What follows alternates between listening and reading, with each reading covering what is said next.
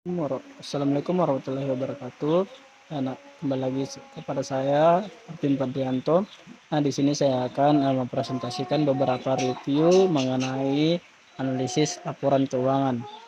Langsung saja, yang pertama, analisis rasio. Analisis rasio adalah suatu alat analisa yang digunakan oleh perusahaan untuk mencapai kinerja keuangan berdasarkan data perbandingan masing-masing pos yang terdapat di laporan keuangan. Tujuan dan fungsi analisis rasio keuangan. Yang pertama, tujuannya sebagai alat barometer untuk melakukan forecasting atau proyeksikan posisi keuangan di masa yang akan datang. Yang kedua, mereview kondisi perusahaan alat ukur.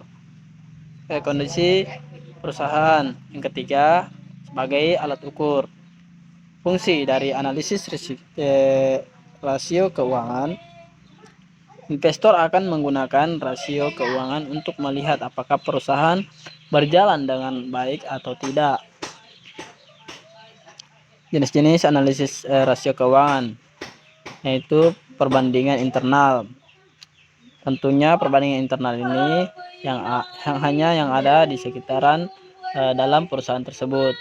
Yang kedua, perbandingan eksternal. Nah, di sini ada beberapa perbandingan atau analisis rasio. Yang pertama, rasio likuiditas. Yang kedua, rasio aktivitas. Dan ketiga, rasio solvabilitas. Dan terakhir, rasio probabilitas. Nah, materi yang kedua ini adalah analisis perubahan pendapatan.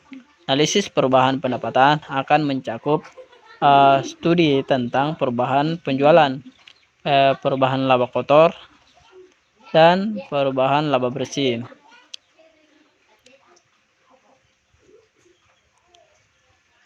Dengan memperbandingkan dua laporan perhitungan laba rugi suatu perusahaan dan periode yang berbeda, akan dapat diketahui perubahan pendapatannya.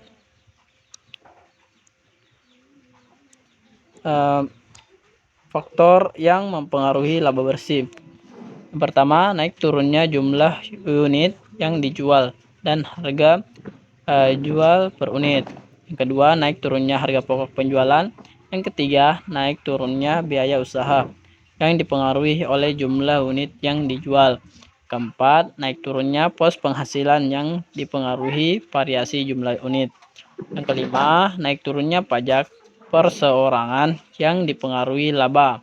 Yang keenam, adanya perubahan dalam metode akuntansi. Nah, materi selanjutnya, analisis laporan perubahan laba kotor. Perubahan laba kotor perlu dianalisa untuk mengetahui penyebab perubahan tersebut, baik perubahan yang menguntungkan maupun perubahan yang merugikan. Faktor-faktor yang mempengaruhi laba kotor. Yang pertama, berubahnya harga jual. Yang kedua, berubahnya jumlah kuantitas atau volume. Yang ketiga, berubahnya harga pokok. Manfaat analisis laba kotor. Yang pertama, untuk mengetahui penyebab turunnya harga jual. Yang kedua, untuk mengetahui penyebab naiknya harga Saya ulang. Yang kedua, untuk mengetahui penyebab naiknya harga. Yang ketiga, untuk mengetahui penyebab turunnya harga pokok penjualan. Yang keempat, untuk mengetahui penyebab naiknya harga pokok penjualan. Yang kelima, sebagai bentuk pertanggungjawaban bagian penjualan. Materi selanjutnya, analisis titik impas. Titik impas adalah suatu cara yang digunakan oleh pimpinan perusahaan untuk mengetahui atau untuk merencanakan pada volume produksi atau volume penjualan, berapakah perusahaan yang bersangkutan tidak memperoleh keuntungan atau tidak menderita kerugian. Adapun persyaratan titik impas, yang pertama harga jualnya tetap, kedua seluruh biaya dapat dibagi ke dalam biaya tetap dan variabel, yang ketiga biaya variabel bersifat proporsional, yang keempat jika barang yang diproduksi lebih dari satu jenis maka komposisi barang yang dijual tidak berubah-ubah. Materi selanjutnya, analisis kredit. Analisis kredit adalah suatu bentuk penilaian bank kepada nasabah atas permohonan kredit atau calon debitur hingga dikeluarkannya suatu keputusan apakah kredit tersebut diterima atau ditolak. Pertimbangan analisis kredit, yang pertama itu tentunya keamanan kredit, yang kedua terarahnya tujuan atau pencapaian penggunaan kredit, yang ketiga keuntungan. Fungsi analisis kredit, yang pertama sebagai dasar bank dalam menentukan tingkat suku bunga kredit dan jaminan. Yang kedua sarana pengendalian risiko yang akan dihadapi bank. Yang ketiga syarat kredit dan sarana untuk struktur, jumlah, jangka waktu, sifat, tujuan, dan sebagainya.